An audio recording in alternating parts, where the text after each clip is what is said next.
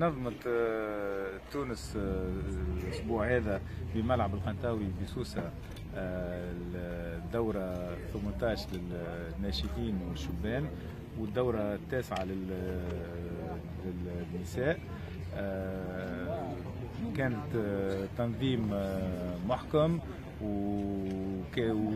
وتعبر هذه على الأخوة ما بين اللاعبين البلدان العربية الكل.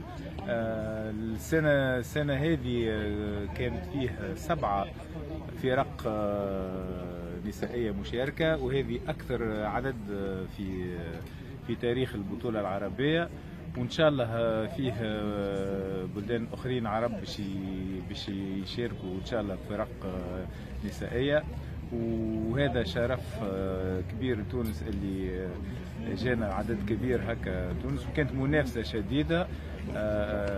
المرة هذه المنتخب المغربي انتصر، منتخب النساء، وجاء بعده منتخب لبنان اللي أول مرة ياخذ ميدالية، وبعده منتخب التونسي. وهم سومال السنة أول مرة تشارك سومال بالاولاد وبالنساء اول مره تشارك، وفرحنا بهم كثير.